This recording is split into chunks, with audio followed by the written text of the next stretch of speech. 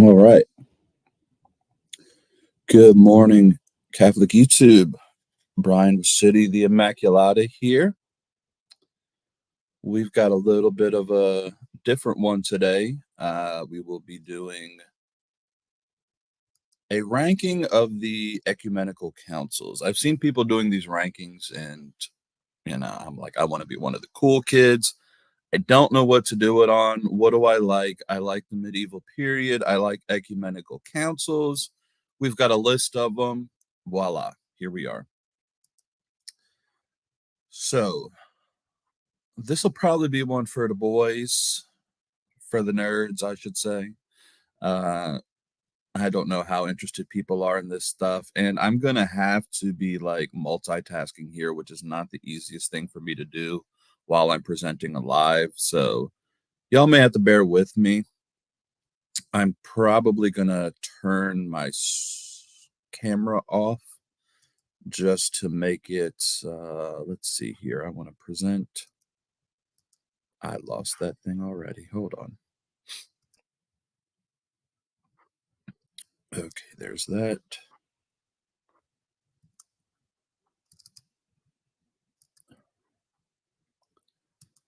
Already lost. Okay, here we go. This is what I want to share. Let me check that out for you guys. It's got me in the corner. I don't like that. I'm just going to turn my camera off and then just give you guys the screen. Hopefully you guys can hear me okay. I'm not mic'd up or anything, so I can't even hear myself in terms of how the audio sounds for you guys. But if there are any issues and if you're watching, just shout out and let me know. But here we go. We've got the ecumenical councils of the Middle Ages.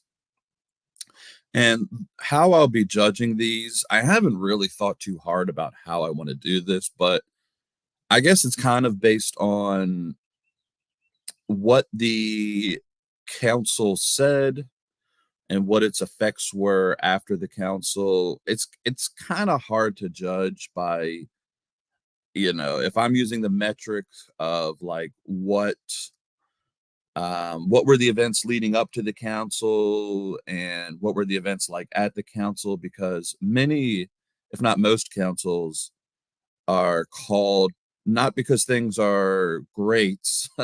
Councils are typically called because things are bad, and at times there's less than holy men that are involved in the councils and the proceedings.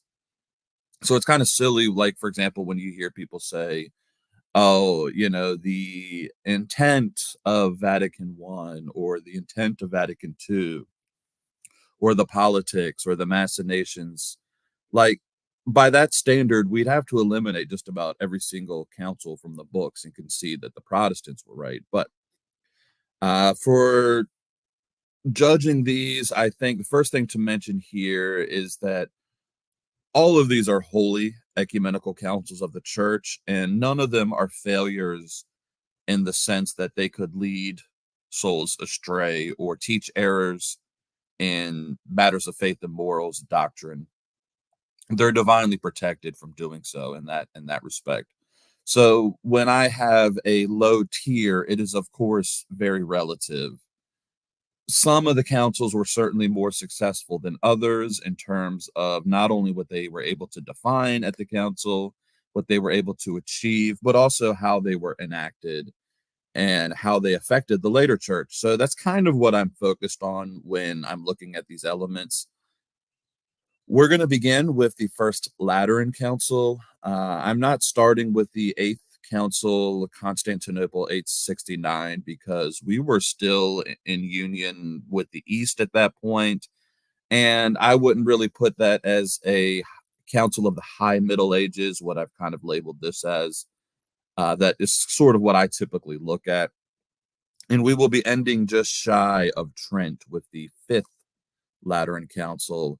And along the way, I'd plan to discuss some various points about the council, kind of gauge their purpose and success. But for the first here, let's see, we've got the first Lateran, 1123, held at the Lateran Palace. Interesting little sidebar here. You know, Vatican City and St. Peter's Basilica was not actually the medieval residency of the papacy. The Lateran Palace was. And the Arch Basilica was the main church of the papacy, which is why in this period, many of the Roman councils are going to be held in this particular place as opposed to a Vatican council. St. Peter's Basilica became kind of neglected, and especially by the high to late Middle Ages, was very destitute and in serious need of repair.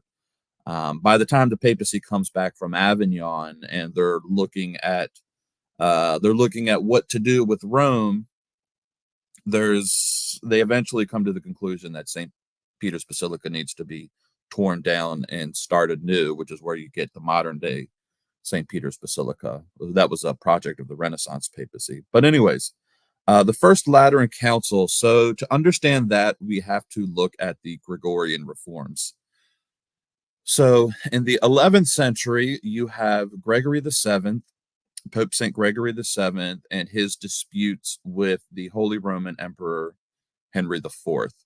And I go over that in some detail in my series on the fall and rise of the medieval papacy. Gregory's certainly one of the most fascinating papacies in the history of the church, and his disputes with the secular powers has long-lasting ramifications for the church. The main issues of his reform involve this issue called the investiture controversy. Again, I go over that in details in that series of videos, but the investiture controversy is basically who has the authority to invest the bishops, that is, to invest, I mean, the vestments. It's a symbolic act of like who basically has the authority of the final say of choosing the clergy of the church, particularly the bishops.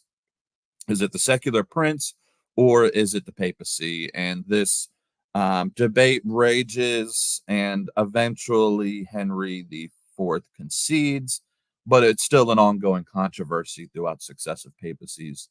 As well, the reforms were looking at the problem of simony, simony being the buying and selling of religious goods, as well as reforming and returning back to the ancient tradition of a celibate priesthood. So you've got the investiture, simony, and celibacy.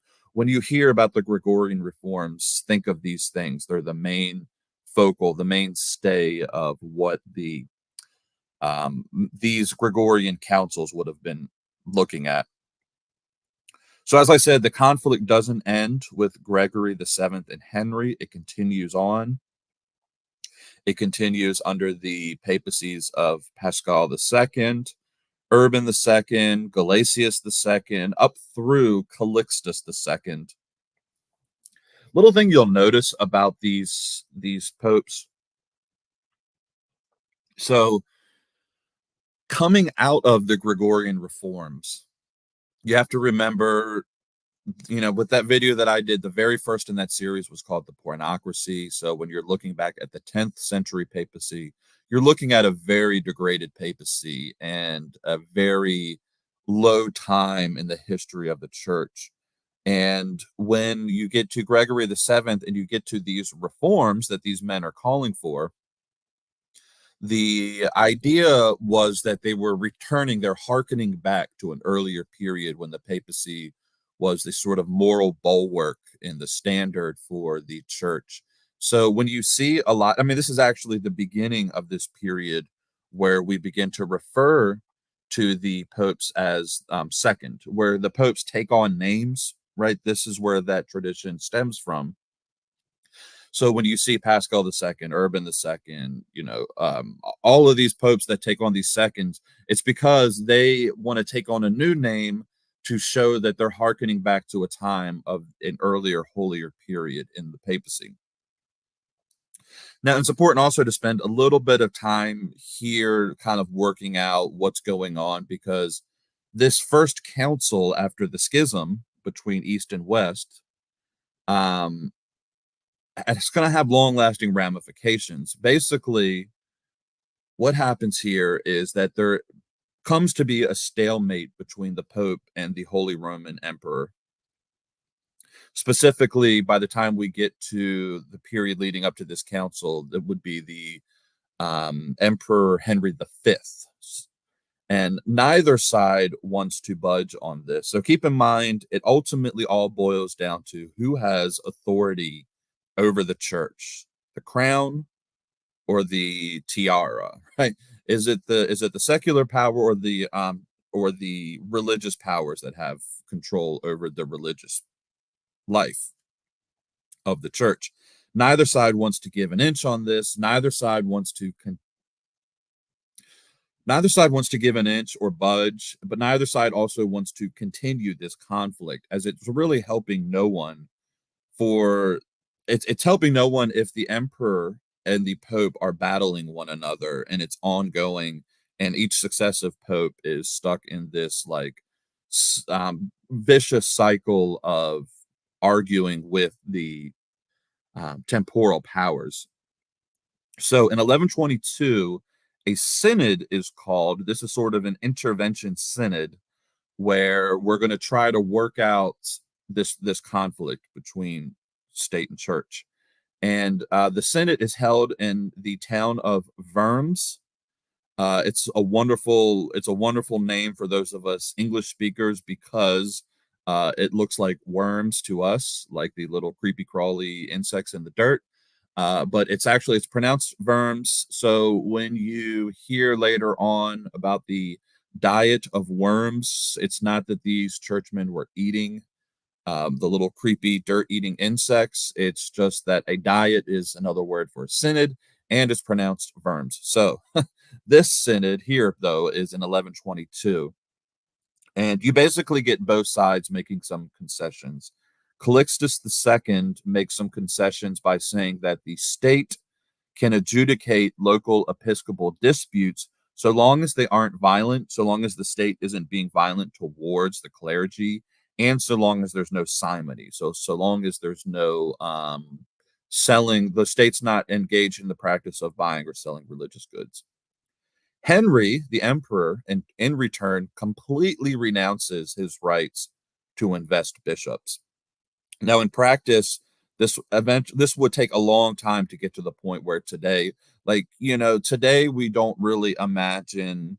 Well, no, we do have the example today of, like, in China, there's an issue where the church went into, the Chinese government basically at this point is involved in, they're gonna, I'm not so familiar about what's going on with the disputes with the Chinese government, but my general understanding is that the Chinese government is going to say, "Hey, this is the person." They will give a stamp of approval on who the church says we want the bishops to be. The Chinese government has to like sign off on it. So in practice, even though Henry is renouncing here his right to invest the bishops, there's still a lot of political, maneuvering where it's like, okay, yeah, the Pope has to invest the bishops, but we're kind of giving him our guy.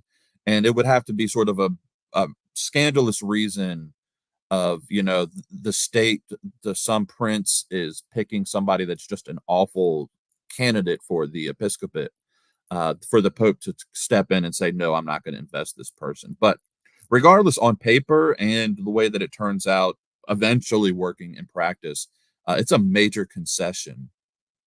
And what it's really, this is all what erupted originally in dispute going back to Gregory the Seventh, is this right to who has the power to invest. So for Henry to concede on this point is a major, major victory for the church. So at this point, the papacy is kind of riding high. We've just had the Holy Roman Emperor concede all of this power, but this concordat that he signed was basically between the Pope and the Emperor. So when it's all over, back in Rome, for the first time, the Pope calls all of the bishops to convene together for a council. Calixtus II here wants to seize the moment, and he wants to tell the world that the papacy is back in a big, big way. We not only got the emperor to concede investing bishops, but we are now going to call an ecumenical council of the church, something that history, the history of the church has only historically been done by specifically in the past, the Byzantine emperor, because he was the only one that had the muscle to pull it off logistically. But now the papacy is coming in and saying that I have the power to do this. So Calixtus calls the first council of the Lateran. And the council canons very much read like what you would expect from a Gregorian reforming council. I have, the canons are principally against simony, celibacy, investiture. I have Denzinger here. I've kind of worked as I was getting ready for this. I tend to open up Denzinger and see what's there. He's got some of the canons for this council listed in his sources. So just to give you an idea here of what you would have been, seeing with some of these canons from the First Lateran Council. There's Canon 1, which says, quote, following the examples of the Holy Fathers and renewing the duty of our office, we forbid in every way by the authority of the Apostolic See that anyone by means of money be ordained or promoted in the Church of God. But if anyone shall have acquired ordination or promotion in the church in this way, let him be entirely deprived of his office. So that's another thing too. When we're talking about the buying and selling of religious goods, simony, we tend to think of like holy artifacts, but it's also the offices as well. This would have been under this issue of simony. Let's see what else. We have some canons on celibacy. We absolutely forbid priests, deacons, or subdeacons the intimacy of concubines and of wives, and of the cohabitation of other women, except those with whom, for reasons of necessity alone, the Nicene Synod permits them to live. That is, a mother, sister, paternal and maternal aunt, and others of this kind, whom no suspicion may justly arise. So, as far as placement goes, I'm going to place this one at a solid A.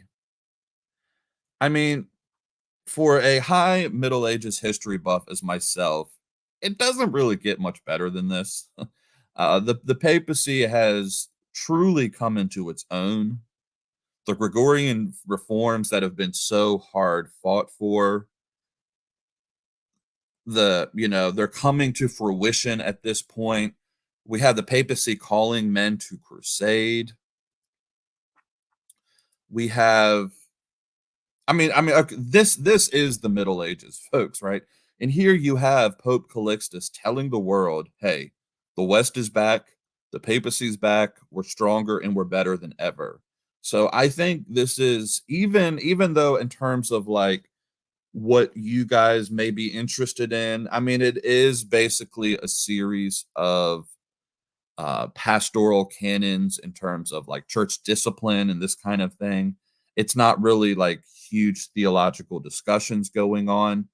Still, you cannot underestimate the fact that this is the papacy calling an ecumenical council, having not only, I mean, granted, the papacy had the power to do so from the beginning, but you could have the power to call a council and no one is able to attend because of whatever the logistics are of the time. So to be able to call it and to pull it off is just a major victory for the papacy.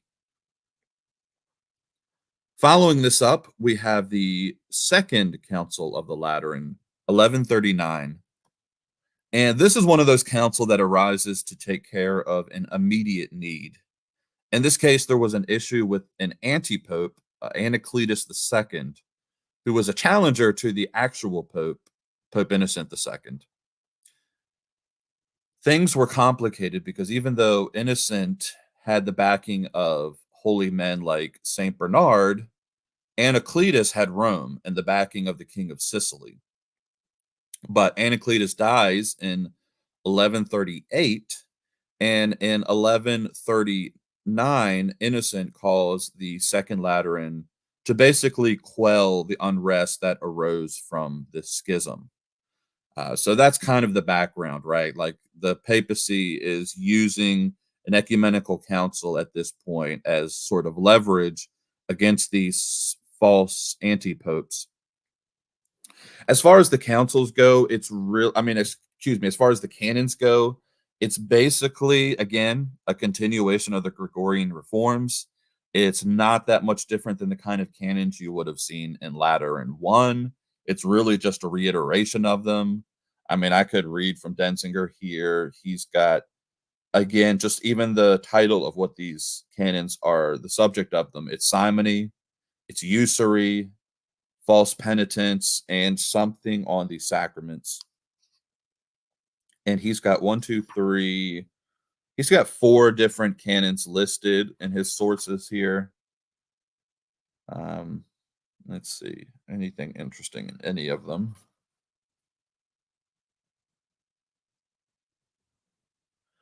From Canon 23, those moreover who are pretending a kind of piety condemn the sacrament of the body and blood of the Lord, the baptism of children, the sacred ministry, and the ecclesiastical orders, and the bonds of legitimate marriages, we drive as heretics from the church of God. And we both condemn and we command them to be restrained by exterior powers. We bind their defenders also by the chain of this same condemnation. So we do have, I mean, that's kind of a pastoral canon, but it's about, let's see, how many do we have listed here? We have the Eucharist, baptism, sacred orders, holy orders, and bonds. So we have 4 sacraments listed here as early as the Second Lateran Council. This one, I'm going to place Second Lateran as maybe like a B tier. You know, there's nothing bad about the council. It's just not much comes out of it that's of great note. Yeah, I mean, I think that's a fair assessment with it. I mean, it doesn't quite match that initial, you know, umph of the first council for the simple fact that once it's been done once, we've seen that it can be done. So, you know, it's not as groundbreaking, if you will, as the initial one. All right, let's see. So third, we have Third Council of the Lateran. You're noticing a trend here. In a similar vein, though, as the Second Lateran Council, Lateran 3, 1179 is called in order to neutralize issues surrounding a schism. But unlike the Second Lateran, the schism here is involved. It involves that towering troublemaker, Holy Roman Emperor Frederick Barbarossa. Now, despite being one of the most formidable leaders of the Middle Ages and no true friend of the papacy, he was, like so many leaders of this time, at least temporarily humbled by the spiritual powers of the papacy. You could put him in the line of men like Henry IV, Henry V, these very astute, very capable rulers who are just living in this time where the papacy, as we have said, has come into its own, and the papacy has quite a bit of pull and leverage through the spiritual world over the temporal world. So Frederick, even though he is the sort of towering figure of the Middle Ages, is at times humbled by the papacy. After a peace agreement between the emperor and the pope in Venice is agreed to, the pope convenes the Third Lateran Council as a means to sort of quell the issues around all of the complications that had arose between the papacy and the emperor arguing with one another. There are some real interesting things that come from this council. You know, Denzinger only places two in his sources, two of the canons, one on simony and then one on certain heresies that must be avoided. This is particularly the first time that we see the Cathar heresy brought up, the Albigensian heresy.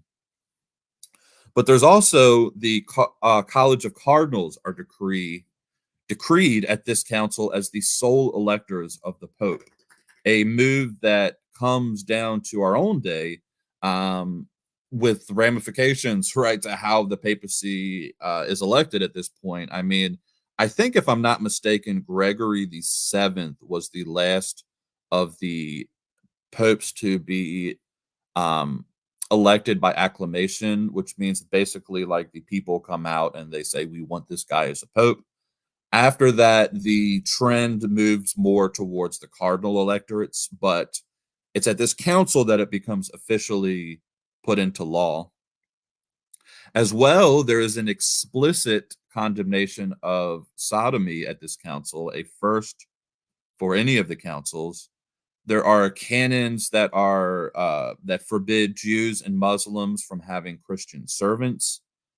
And of course, there's the reiteration of the various Gregorian reform points on usury, simony.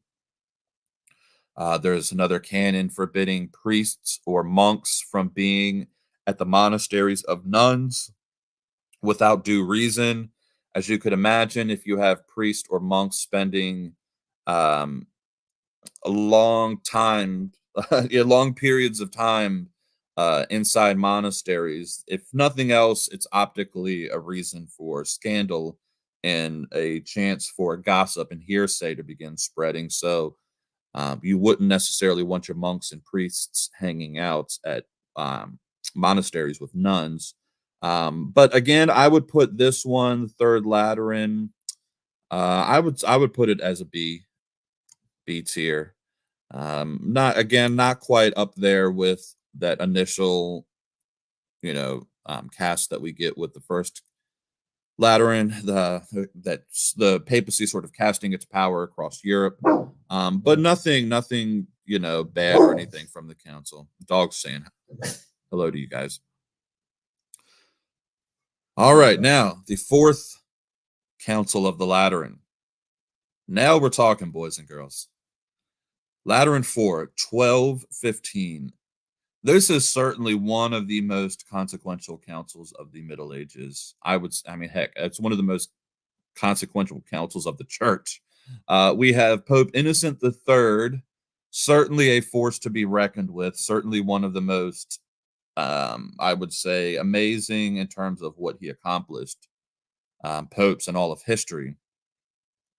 And we have three main objectives that I would define with this council. Of course, again, there's the Gregorian reforms, simony, investiture, celibacy. But now we're really diving into things in a way that I think goes even beyond the initial reforms of the Gregorian era. As well, there's the call to crusade, which is a common feature of these councils. And as well, there's efforts to combat certain heresies that are arising. So we're getting away from just these councils being more disciplinary, more pastoral, to the council actually taking on more theological elements that we would expect from an ecumenical council. And it's a massively attended council with many representatives from both the ecclesial and secular worlds, both East and West. So let's look at some of the important things discussed here from the Fourth Lateran Council. I'm just going to pull it up here with this Denzinger that I've got ready to go here. Okay. At the very first, we have in the very first canon, the first time that transubstantiation is dogmatized. And you really have to listen to the language of what the church is saying about transubstantiation, because what happens is that we are 1215 here. So we're before Thomas. We are before these really scholastic definitions of transubstantiation begin to take place. We're even on the verge of the transmission of Aristotle, where terms like accidents and substance get sort of filtered through that Aristotelian lens. So we have to be careful that when we go back to the ecumenical council here at Lateran IV, that we're not applying later developments. We're not, imposing later developments on this council right here and what it was saying, because we're still in a very seed form discussing what the church meant when it's defining this particular sacrament. And let me see here. Okay, so from Denzinger 430, one indeed is the universal church of the faithful, outside of which no one at all is saved, in which the priest himself is the sacrifice, Jesus Christ, whose body and blood are contained in the sacrament of the altar under the species of bread and wine. The bread changed into his body by the divine power of transubstantiation, and wine into the blood, so that to accomplish the mystery of unity, we ourselves receive from his nature what he himself received from ours.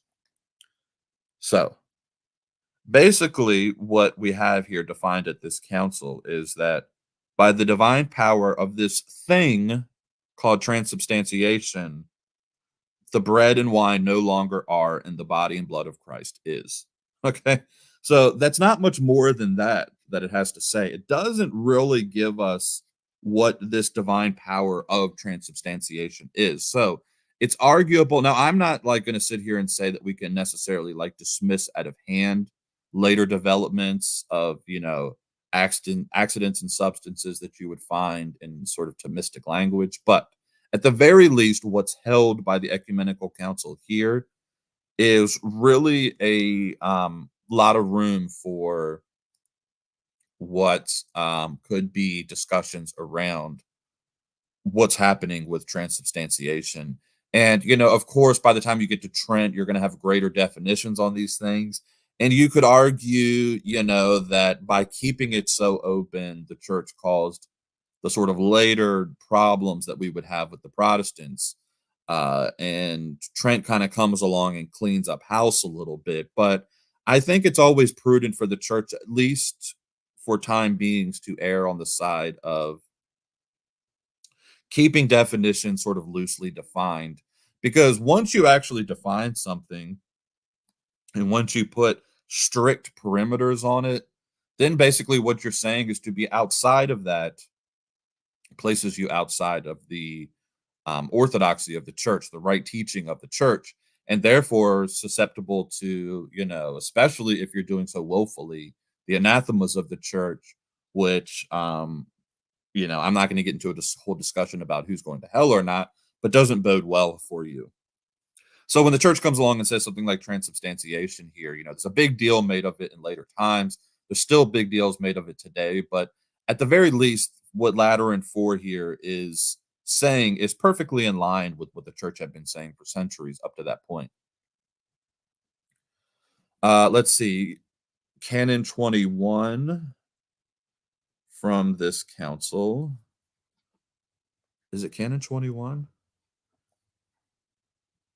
Yeah, Canon 21 states that the lock and key to the tabernacle must be, excuse me, that the tabernacle must be placed under a lock and key, which becomes like when you see this is actually a disciplinary. This is an interesting one, guys, because it's a disciplinary canon. It's saying, look, that the tabernacle needs to be placed under lock and key. The host within the tabernacle needs to be under lock and key, and the key needs to be on the person of the priest. And even though that this is a disciplinary elements, a disciplinary canon, one can't therefore. So this goes to say that like with people that want to say that we can just that's just a discipline, right? That's just we could do away with that because it's simply a discipline of the church. Yes, it is quote unquote just a discipline of the church, but it's not the case that we can just do away with disciplines because disciplines point towards something else. So the fact that we are now at this point saying that we want to keep the host under lock and key is saying what we believe about the host, that it truly remains the body of Christ. And this is the period where we begin to see the rise of the adoration, right? And this is the period where we begin to see the tabernacle becoming more and more central focus of the altar, and people, with the elevation of the host and people adoring the host. So just the fact that it's a disciplinary canon doesn't negate the fact that it's actually saying something quite significant about the development of our theology around Eucharistic theology. Let's see. Canon 22 states that one must confess to a priest at least once a year, and that one must receive the holy sacrament of the Eucharist once a year. And these are precepts that come down to our very own day. We have the four precepts of the church. Well, this is where these two come from because there's this concern at the time that people are becoming too scrupulous to the point that they are afraid to receive the Eucharist, and some people would go years without receiving. So the church is saying, no, that's actually, while it's coming from this pious belief, it's actually an incorrect belief, and we should, at the very least, all Catholics need to be communing once a year at Easter, and then going to confession at least once a year as well. So, like today, does this have the kind of relevance that it had in the Middle Ages? Some people like see these precepts and they're like, what is this even about? People are in line. I see people in line all the time to receive. Like there's no problem with, but this is where that comes from. Because at this point in the Middle Ages, there was a lot of people that were hesitant to receive. There are numerous canons from this council on clerical disciplines, including clerical dress. This is where we really begin to see the priests, that we want the priests to dress in such a way that they stand out, and when they're walking down the streets, that we can tell, oh, that's a priest right there. So when we think of the way that priests dress today, they dress in such a way with the cassocks and these kinds of things, and the backwards. Those are like later developments, but well, the cassock is from around this time, but the clerical collar is a later development. But anyways, the idea is that there's this council says that there should be a distinct dress for the priests. As well, there's canons on incontinence, that's not having relations with women, on drunkenness, on indecent activities in general. Like you don't want to see the priest down at the local casino, rolling dice or something like that. There's restrictions from priests involving themselves in martial conflicts. So priests shouldn't be wielding swords. They shouldn't be in battle. There's various judicial aspects of clerics being tried, on and on and on. There's a lot of different canons that come down from this on clerical disciplines. It's quite amazing to read the canons of this council. I'd recommend spending some time with it. There's also we get some of the errors of the Joachimites are condemned.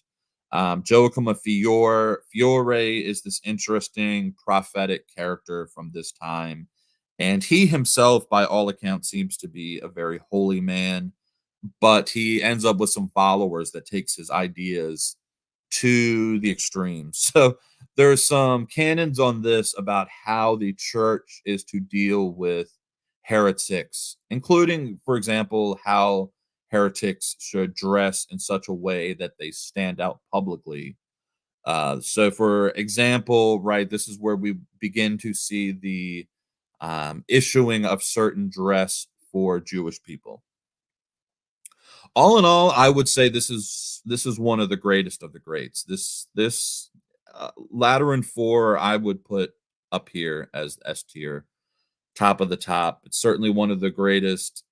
Well, I would put, yeah. I mean, it's right up there with the greatest councils of the Middle Ages, and it's easily up there with one of the greatest councils of the church in general. So, first Lateran. Let me see. How am I doing with time?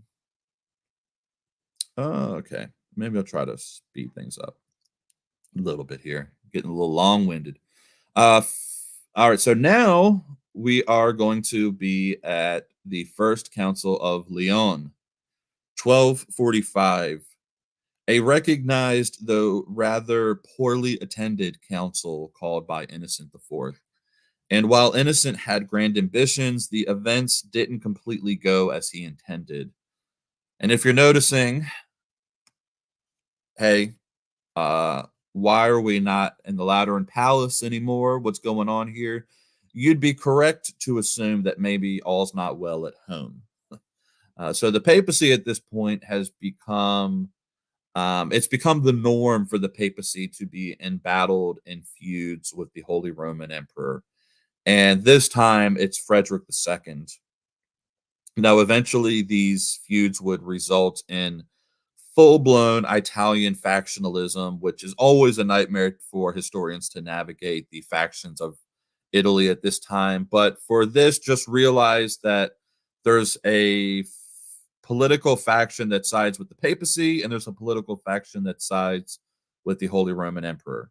And at this point, the Pope flees Rome to avoid plots against him, and he takes refuge in Lyon, where, to sort of exercise that he's still the boss, he calls a council that, which is, while it could be being in Lyon, it's away from the pressures of the and the influence of the emperor.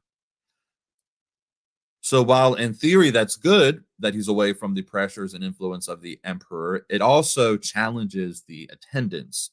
As we have noted, it was not a very well attended council. One of the things that Innocent does manage to do, though, at this council is get the bishops attending to excommunicate Frederick II, which does show that the papacy still has quite a bit of sway. Now, one of the things we haven't discussed is how all of these popes and how all of these councils at varying places are concerned with the plight of the Greeks and the schism between the churches east and west. And there are interesting attempts here to begin the discussions, but it's not exactly a quote unquote ecumenical event in the sense that the Greeks actively participated here. This was more at this time, in so much as any Greeks were attending, this was more the Latin sort of asserting their own dominance in this period.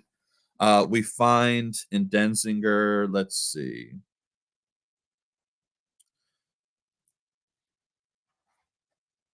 in Denzinger 449, there's the rights of the Greeks, and there's some condemnations here of certain Greek customs. It would take quite a bit of time to go through all of this, but yeah, this particular council was done without the involvement so much of the Greeks. I would place this one First Council of Leon. That's kind of a I guess that's a I would place it as a B, I guess. There's not much going on there. It does sort of the Pope's still there. He's still got power. He does have to flee, so that's kind of sad. Maybe I place it as a C, right? Because we're losing a little bit of there's some waning happening at this point right here. Now, a council that I personally find more interesting is the Second Council of Leon, 1274. First off, a huge portion of this council is presided over by none other than Saint Bonaventure, one of my favorites. So, I mean, come on, guys. Like, what more do you want than that? St. Thomas Aquinas was actually supposed to attend this council, but he dies en route. Bonaventure, unfortunately, dies at the council. So while he was there to preside over much of it, it's actually very unfortunate on both ends, right? I mean, we lose two of the greatest minds that the church has ever produced in Bonaventure and Thomas surrounding the events of Second Leon. But still, Bonaventure was there. Now, the records of Second Leon are surprisingly hard to come by, especially per Bonaventure's role there. I have heard very conflicting things, which tends to tell me that we don't quite know. Now, besides being tied to the names of two great saints, more immediately pressing for those involved is this fact that for the first time, there is a real attempt at reconciliation between East and West. And long story short, Michael Palaiologos, the Byzantine emperor, having only recently recaptured Constantinople back from the Latins, who had controlled it since the Fourth Crusade, he attempts overtures. He accepts overtures from Pope Gregory X for peace talks between the two communions, and Second Leon is called. So effectively, at the end of this council, the schism is ended. At this point, you have the two sides coming to an agreement. The canons are signed off on. There is a very powerful anti-unionist Greek named John Bekos. He's won over to the Latin side. He's won over to the Union cause, and he becomes this champion for it,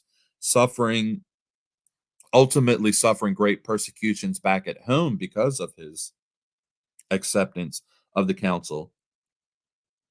Unfortunately, though, very quickly after the council, Michael Palaiologos dies and is replaced by an anti-union emperor named Andronicus II, who forces a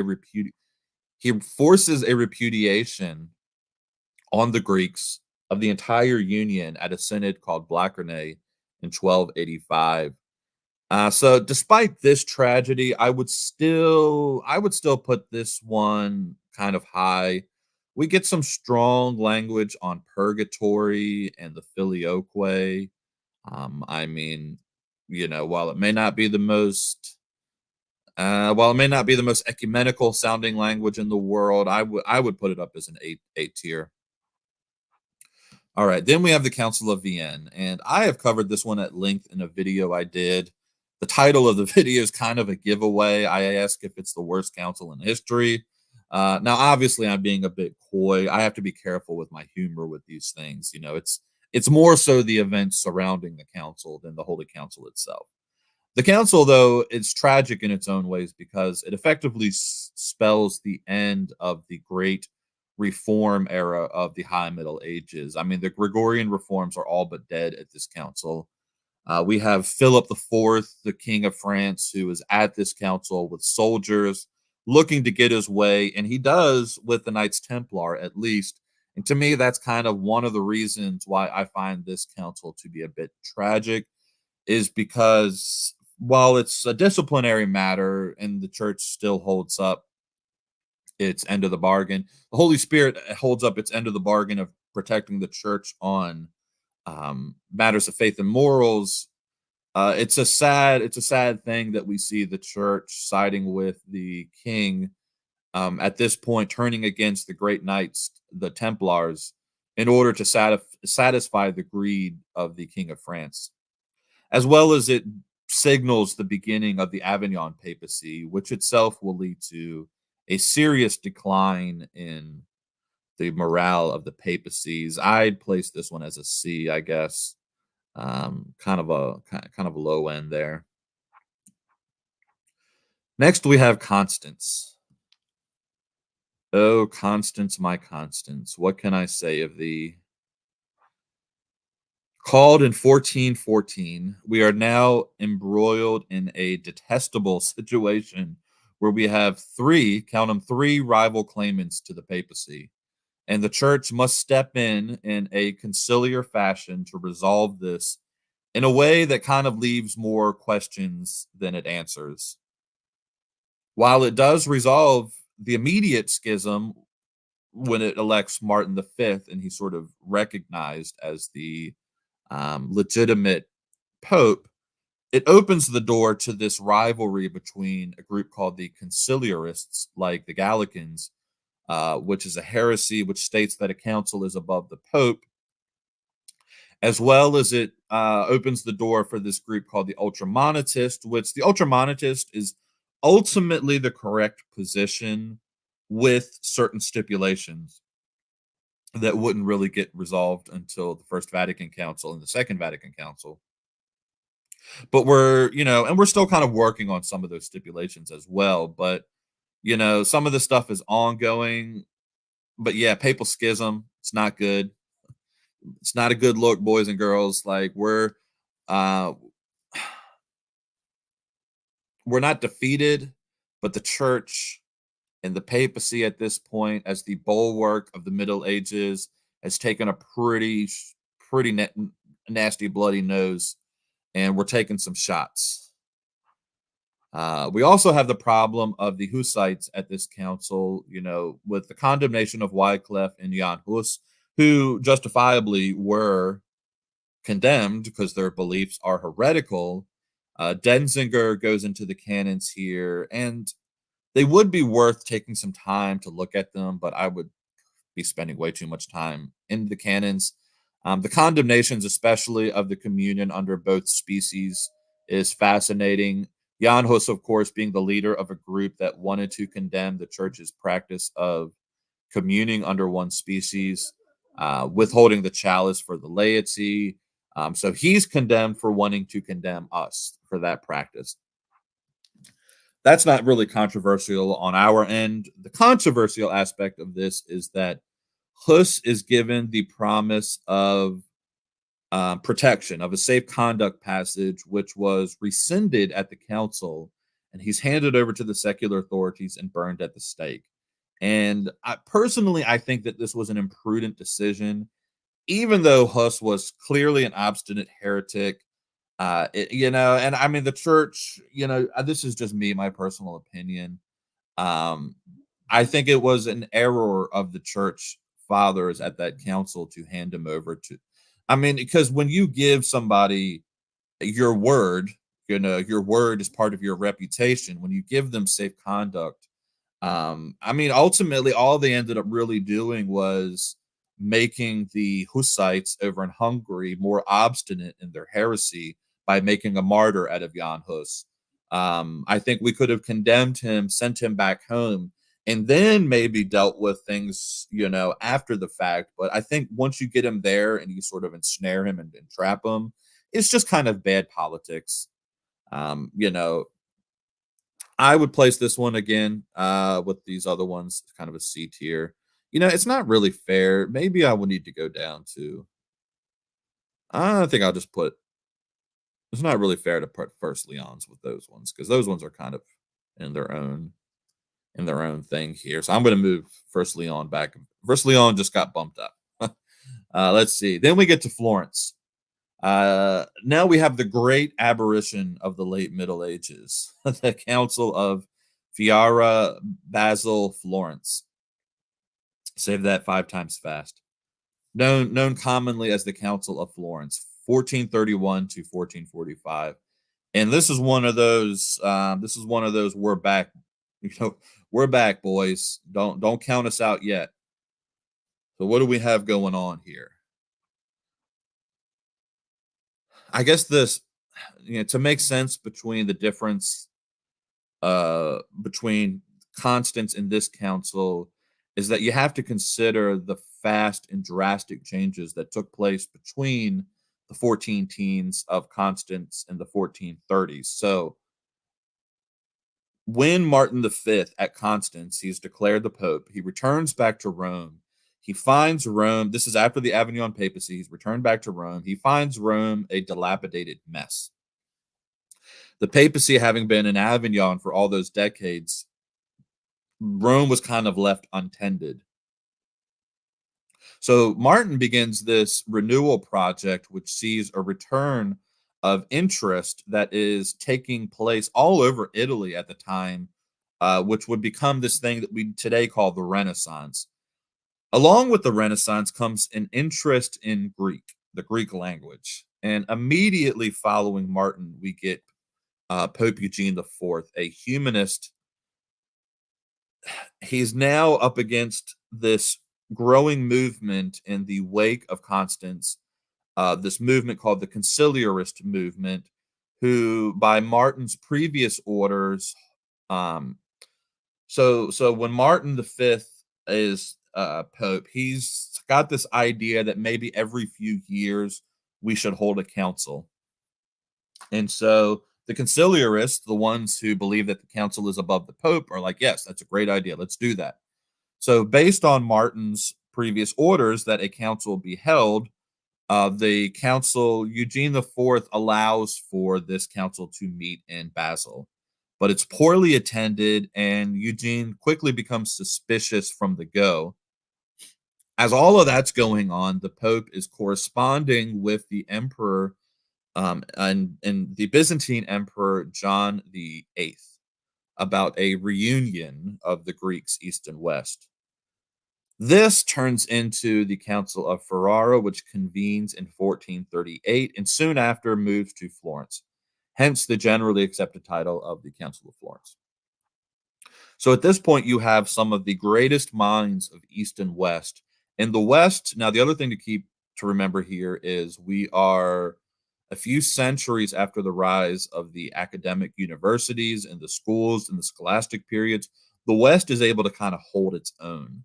We're no longer like the new kids on the block. We've been going to the gym a while, and we're able to flex our theological intellectual muscles a little bit. So when we meet, these great minds East and West meet in this council, there's a real possibility of reunion, and one but needs to read through the minutes of this council to see what a robust and hashed out event that this was, despite claims by the Greeks after the fact that they were coerced or held hostage or something silly like that.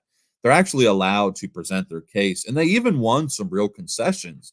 For example, nowhere in Florence in its canons does it state that the fires of purgatory are literal. And my understanding is that this still holds to this day. It's not a held thing that Catholics have to believe that there are literal corporeal fires, even though the Latin consensus at the time held that the fires were literal. We are allowed to leave this open for the sake of union, since uh, many of the Greek members at the council were so vehemently opposed to the inclusion of this, specifically men like the Bishop Mark of Ephesus. Unfortunately for all of us, the Turkish army was unstoppable at this point. Basically, the whole reason that the emperor was so interested in having this council was because the Turks were on the rise and there was nothing stopping them. And the fall of Constantinople was basically a foregone conclusion. Even though the council did establish the union of the churches, the sultans, once they took Constantinople, made it a policy to appoint only anti-unionist patriarchs and bishops into power in Constantinople, pretty much undermining any attempts to solidify the council's success. And eventually the Greeks completely renege on the agreement, and thus we have the schism as it stands today, which I would argue is different than the 1054 schism. The real schism, I think, begins with the fall of Constantinople and the Sultan choosing the patriarchs of the Greek East. But even though the Greeks rescinded, it is still a phenomenal accomplishment. Its doctrinal pronouncements are clear and concise. I would recommend anyone to take the time to read through Florence. Florence's canons are just so like boom, boom, boom, boom, boom. And you can see what happens while Vatican II is a beautiful documents that came out of Vatican II. Once you get to some of these flowery language documents, there's a lot of room for like, oh, well, it means this and it means that. Where like when you read the canons of Florence, it's like the church believes this, boom, the church believes this, boom. There's not a lot of room for like the spirit of Florence, heretics reading into the spirit of Florence. But as far as this goes, I would put it right up there with the S tier. It's one of the big dogs. It's one of the best that we've ever produced. Now finally we have Fifth Lateran. So the desire for reform, this is a real attempt at reform, we'll say, as half-hearted as it may end up becoming, but the desire for reform actually starts to reach a fever pitch throughout the 15th century. Men and women are calling for reform. They're saying, look, holy men and women of the church are saying, you guys that are in charge, you clerics, Rome, y'all need to start cleaning up house before things explode. Now, remember, the conciliarist movement is still all the rage, the hope being that if you get enough men together, you could enact reform.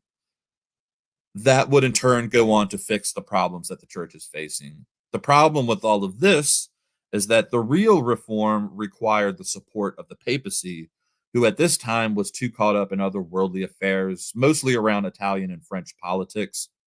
The French cardinals were very conciliar. That's where much of the conciliar movement is got its most strength from, is in the French region and with the French clerics. And they had the most traction. They were threatening Pope Julius II with convening their own council, because Pope Julius II was hesitant to call a reform council. But by the pressures of them threatening to call their own, Julius calls Lateran V. And from the outset, this doesn't get much traction. Julius certainly wasn't interested in seeing it do anything other than assert papal authority over what he saw as a schismatic faction in France. When he dies, the council is taken over by Leo X, and there were initially hopes that under Leo, the reform would gain some traction, but everything in Europe was about to be upended, because as Lateran V ends, it's just as a German monk would paste his disputation questions on indulgences to the Cathedral of Wittenberg.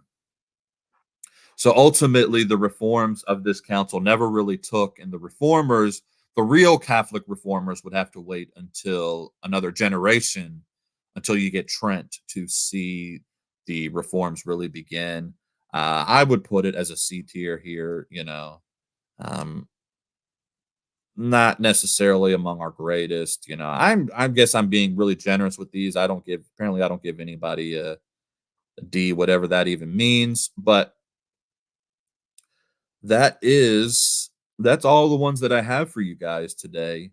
Um, Hopefully, let's see here. Can I add myself? I'm gonna do it like this.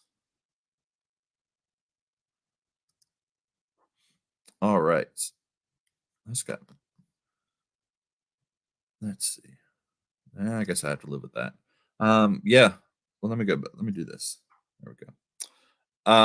Yeah, so the top ones for me would be Fourth Lateran Council, the Council of Florence, followed by A tier, the First Council of Lateran, the Second Council of Lyon, B tier, Second Council of Lateran, Third Council of Lateran, First Council of Lyon, and then sort of the bottom of the barrel, I guess, would be Vienne, Constance, and the Fifth Lateran Council. So I don't know.